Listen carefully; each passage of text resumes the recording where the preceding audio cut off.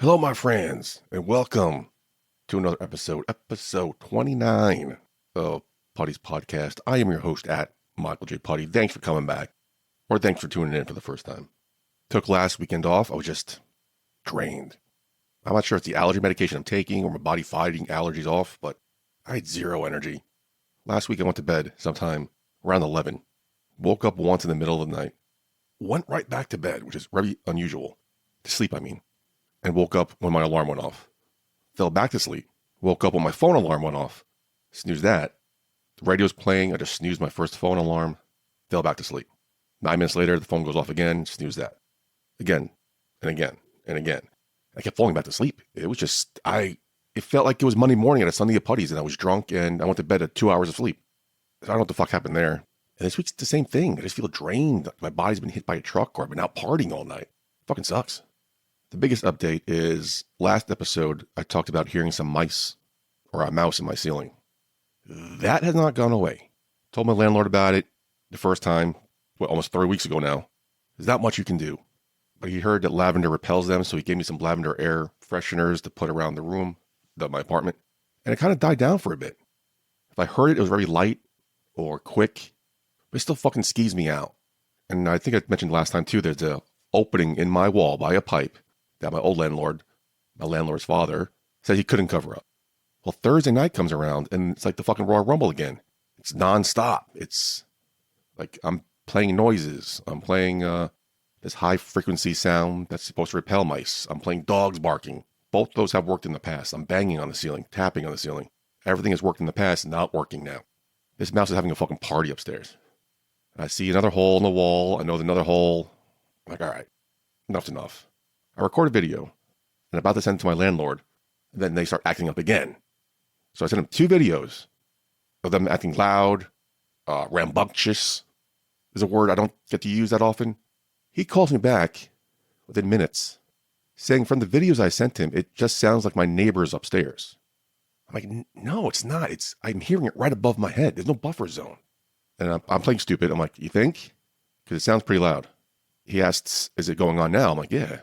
So him and his brother come over, and thank God they did, because now this noise is coming in my bedroom ceiling, where there's a hole on the floor. Their eyes just light up. Their jaws just drop. I'm like, oh, wow, yeah, there is something right here. There is something in the ceiling. No shit, Sherlock's. But again, there's nothing we can do here. And I Googled it 3 weeks ago, and they said, find the access point. I'm like, what the fuck's the access point? There's these holes in my apartment, not realizing that's on the inside. How do they get to the wall in the first place? So they're doing what I'm doing, or have done. They're tapping on the ceiling, banging on the ceiling, tapping their fingertips on the ceiling, putting their palm against the ceiling to see if they can feel the vibrations of the mouse moving. But again, nothing they can do about it. And Thursday night, it was just going on for a really long time, and it's really fucking pissing me off. Your home should be a safe place where you feel comfortable, relaxed, be, at home. But to hear these noises, knowing there's an intruder within my walls, it's unnerving. It's uncomfortable. I keep saying scary, but it's not scary. It's just anxiety-inducing, just uncomfortable. So they put their heads together, and they realize there has to be a point somewhere outside that he's coming in, because my upstairs neighbors haven't reported anything. It's Thursday night, so he tells me Friday morning he'll come over, check out the backyard to see if there's a hole or an opening. By the time they leave, it's like 11:45. The noises have stopped. Everything's okay. So I come home from work on Friday. I see the landlord's been in the backyard. All right, good. I had to run out to pick up something real quick. As I'm going out, he stops me. Ladies and gentlemen, he has found the hole. There's a brick missing on my exterior wall, right where I first heard the noise. Like, he can't see into it. He's not sure if that's how he got in, or he can't guarantee me that's how he got in. But if it walks like a duck, talks like a duck, there's an opening in the wall, brick's missing, right where I first heard the noise. Like, all right, God, this nightmare's over with. And I started thinking something, and he beat me to it. He's like, but I can't really seal the hole up. I'm like, yeah. If he's still inside, there's no way for him to get out. And that means he's going to die here. And that's going to cause a whole bunch of other problems. So since the noise kind of died down when he put these lavender things out, he told me, give it a couple days. And I actually ran out and bought a lavender, big, thick, multi-wicked candle. Any little bit helps. I'm like, all right, let's get through this weekend. and hopefully I don't hear anything. Well, ladies and gentlemen, it is now 12:35 Friday evening, or technically Saturday morning, May 9th. Again, I'm tired. Took me a while to set up.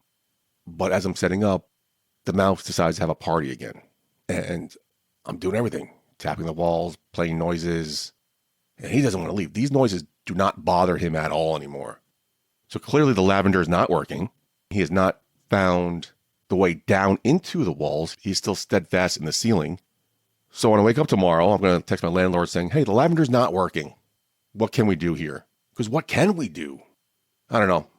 But it's just more stress and bullshit I do not want to fucking deal with. And it's been 3 fucking weeks. But at least we found there is an opening outside. I told a coworker of mine, and he had something similar to happen to him, but it was a fucking squirrel?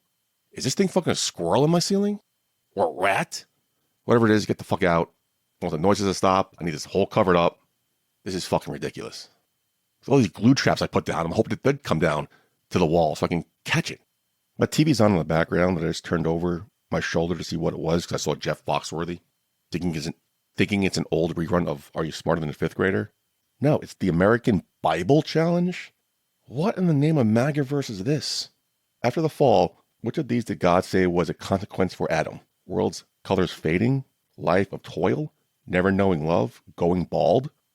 Life of toil, the answer. Correct, young man. What the fuck is this? Where was I? What the fuck was I just talking about? Years ago, I had a mouse in my house, and it was caught in a glue trap. It wasn't moving. Came home from work, don't know how long it was there.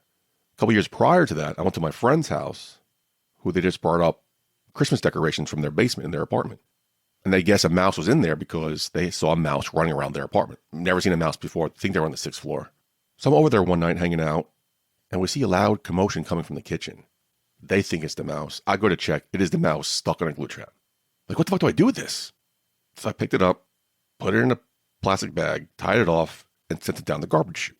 But as I'm doing this, literally like several weeks prior, my old coworker told me the story that he had a mouse. Finally, he caught it in a glue trap.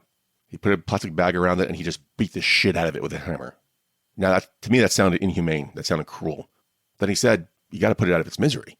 Like, oh, shit, yeah, that's right. It's better to quickly end it and stop his suffering than let him suffer for God knows how long.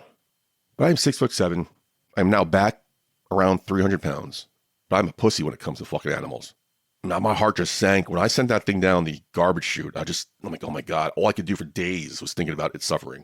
So when I saw the mouse in the glue trap here, nah, fuck that. Call my landlord. You do what you got to do. The third and last time I had a mouse, again, I had glue traps down. I'm laying on the couch, watching TV, and I hear loud commotion coming from my bedroom. Like, what the fuck is that? Did I hear something? I didn't know what it was. Didn't know it was coming from my bedroom. I'm looking around like, where could it be? A couple of hours later, I go to bed. I see the glue trap has moved from where it was with a big, huge patch of gray hair on it. This mouse got stuck on this glue trap and powered the fuck out of it. I got the Incredible Hulk of mice in my fucking apartment. That's something I don't realize. I see it. I don't realize it, but I guess these glue traps get diluted with all the dust and whatever debris, like other bugs and stuff. So you really do have to change them regularly. And now this one fucking crawling around on my ceiling, delaying the podcast for almost 40 minutes. Life sucks. I have a fucking drink. So I just went on kind of a tangent here about this mouse, what I presume to be a mouse or a rodent in my ceiling. Let's move on. There's an outbreak of disease linked to rodent droppings and rodent saliva and rodent urine and rodent nest materials and contaminated dust. What the fuck? Like, what are the odds of 1, this happening, an outbreak like this happening? 2, me getting a mouse stuck in my ceiling. And 3, those 2 events lining up. I'm not a conspiracy theorist, but I do know if it wasn't for bad luck, I have no luck at all. This is just fucking nuts. This is something I know that has no effect on me, but it's something that my anxiety and the little voice in my head do not want to ignore. Now the mouse is back. Fuck. Anyway, I heard this story about this ship and some outbreak on this cruise ship somewhere in the Pacific Ocean, I think it was. A couple weeks ago. Maybe 2 weeks ago, a week ago. I didn't pay too much mind of it. My God, it sucks. I hear of sicknesses and people getting sick on cruises every now and then. All right. I'll be right back. All right, that took 17 minutes. I'm back. the mouse stopped scratching and scurrying, and the noises started to slowly die down.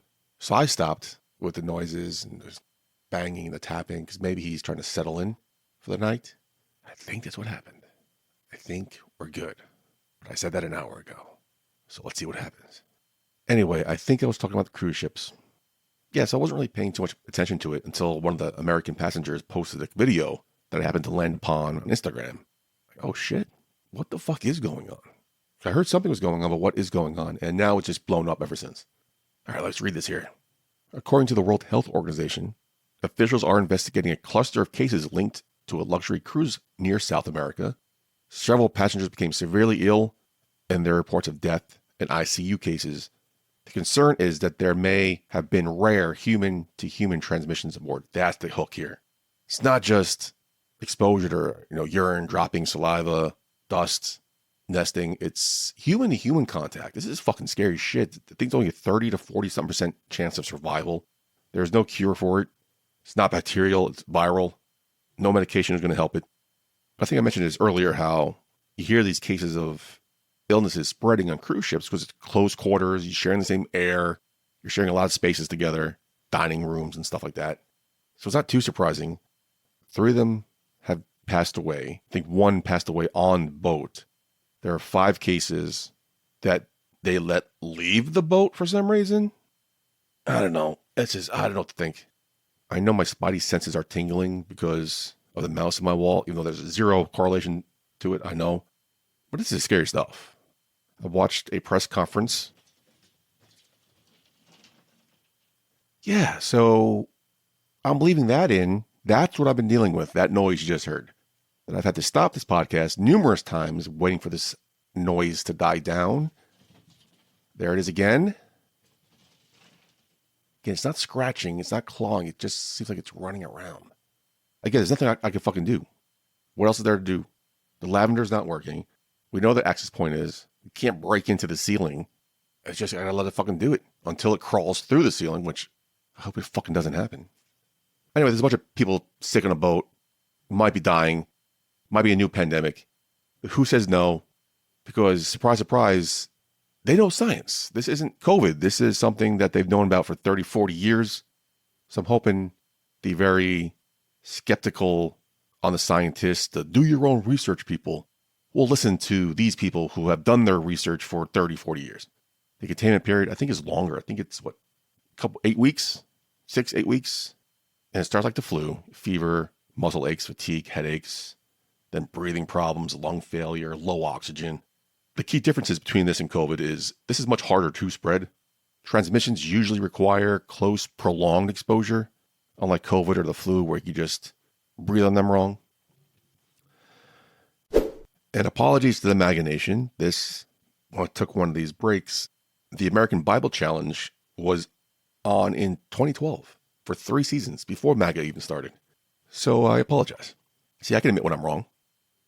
Quickly moving on before this fucking mouse wakes up again. After a 2-month break, I finally got back into the voice acting career. My 7 lessons with my coach ended back in February. I had to do some home studio assessments with professionals. Most of it is I could do blindfolded because I've been doing podcasts since 2012. So all the basics they want us to learn, I knew already. Now it's just, from me, it's the technical aspect, getting the sound quality perfect. And the first one went well. The second one, as soon as we connected via Zoom, I heard a slight echo. We went about the lesson. He checked things out. We did some stuff. And at the end, he goes, well, I've been hearing this kind of echo. So maybe you need to move somewhere more quiet, move somewhere with no reflection of noises. And there's no place in my apartment I could do that. But I think we just had a bad connection. But I bought something for my microphone to kind of silence the noise. But also I'm not doing good at it. If I'm talking to the coach or this technician, I'm okay. But as soon as they had me start reading copy or reading some material, I just forget how to fucking breathe. And I'm in my head about it. So I took 2 months off. But I know if it goes any further, I'm not going to get back into it. I'm going to have wasted all this fucking money. And I would still have wondered, what if? So I finally got back into it. The 3rd lesson went okay. There's only 3 lessons, or sessions, I should say, advisory sessions. And when you're recording demos, I have 10 demos I'm going to have to record with my producer, and they're going to record it professionally on the other end. So we went through a walkthrough of it, connected to this website. He hit record. I'm reading this basic script he gave me. I had to read it twice. Barely got through the second time because, again, I can't fucking breathe. And he's been hearing an echo, echo, echo, echo. That's what it sounds like on his end. And there's a slight buzzing or humming in the background, which can't be there. So we sent it off to the professionals who know what the fuck they're doing and who can know everything about everything. He goes, let's reconnect on Monday at 6 p.m. again. Okay. Never got an email confirm, never got any calendar invites. So at 6 p.m. rolls around, I get into the Zoom link from the prior lesson. Nothing's happening, nothing's happening, nothing's happening. So I sent him an email. Hey, never got a confirm. I just want to confirm we're still on for today at 6 p.m. I'm in the old Zoom link. Do I need a new link or do we have to reschedule? Thankfully, a couple minutes later, he gets back to me and goes, I didn't have you on the schedule today, but I can squeeze you in at 8:15. We do it. A little hum in the background still there. Record the same script over and over again. And he goes, let me just ask you one question. I hear like a TV in the background. Do you have a TV on somewhere? And my stomach just drops because no, it's my upstairs fucking neighbor. For some reason, now the TV is just, I can hear it all the fucking time. And I'm using my podcast microphone now. But for this stuff, I have to use the professional microphone that picks up everything. My stomach gurgles, it picks it up. My neighbors are walking, it picks it up. That's super sensitive. Which also goes to show you that this microphone picked up that fucking mouse noise earlier, how loud it fucking is. He was able to silence a lot of the background bullshit, and he said he'd make a note that if the engineer hears background noises, it's from my upstairs neighbors, which we can't fucking control. Haven't heard back yet. Been a week. So maybe next week I'll hear something. And again, this is still something I don't know if I even want to pursue anymore because I don't know how to fucking breathe. Last 2 weeks was off on therapy. My therapist was away. He also switched times. So instead of 12:30 to 1:30, nice little break in the afternoon on Wednesdays, it's at 4 p.m., which is when I leave work. So I have two options. I can either stay at work an hour later or do it over the phone as I'm driving home, which I don't want to do. So I stayed at work an extra hour. He's also a very big proponent about ChatGPT and Googling stuff and AI. So I keep meaning to go to ChatGPT and YouTube to see more breathing exercises. How I can get out of my fucking head and breathe to get through this. Because I lost my breath reading this copy once. It's only a couple sentences. I do it back to back. For these demos I got to record, it's 10 scripts I got to read straight through. So definitely not looking forward to that. But I just got to get out of my head and just do it. I watched that Hulk Hogan documentary on Netflix. Everyone has their opinion about the man. You believe what you want to believe. I still wanted to watch it. I think they did a good job. His last recorded interview, the last episode, towards the end, the producer goes, all right, I think we got everything. How about we come back in 3 months just to pick up anything we might have missed? He's like, okay. And of course, I think less than 3 months later, he passed. If you're a fan of Hulk Hogan, I recommend it. If you're not a fan of Hulk Hogan, you're not going to miss much. But what struck me was he kept referring to himself as the greatest professional wrestler of all time, which some might say is cocky, some might say is confident, some might say, like me, like everyone should believe that they're the greatest wrestler of all time. But you also hear a lot about who's the greatest basketball player of all time, Jordan or LeBron. People can debate that until the cows come home. Many agree that Jordan's game is different than LeBron's game. Two different games, two different greatest of all times in their generation. Deserve to be on the Mount Rushmore of basketball. But you look at the wrestling greatest of all time, GOATs, right? You have Andre the Giant, Stone Cold Steve Austin, The Rock, Hulk Hogan, John Cena. They're not great wrestlers. They aren't the greatest wrestlers of all time in ring. But yet they're considered the GOATs because wrestling is more than what goes on in the match. More often than not, the best wrestlers are not considered GOATs because they lack either the mic work, charisma, the character, the look, whatever. There's no connection with the audience. And it just made me realize why I love professional wrestling so much is there's more to it than the sport itself. Again, Hulk Hogan wasn't a good professional wrestler, but professional wrestling wouldn't be what it is today without Hulk Hogan. Because he had the look, the promo work he could do, the connection with the audience. Oh, just fascinating. And it goes back to a quote what Corey Graves said on the pre-show to WrestleMania. Those who get professional wrestling, no explanation is needed. Those who don't, no explanation will do. And this is just an argument that hits that quote, right in the head. Two quick updates. My drink is empty, and I hear the mouse now in a different area. So I'm going to end the show here, because I don't know what to do. Wish me luck. But until next time, I have been your host at Michael J. Putty. And if you take away anything from this episode, make sure you take this one thing. Fuck Klay Thompson. Putty out.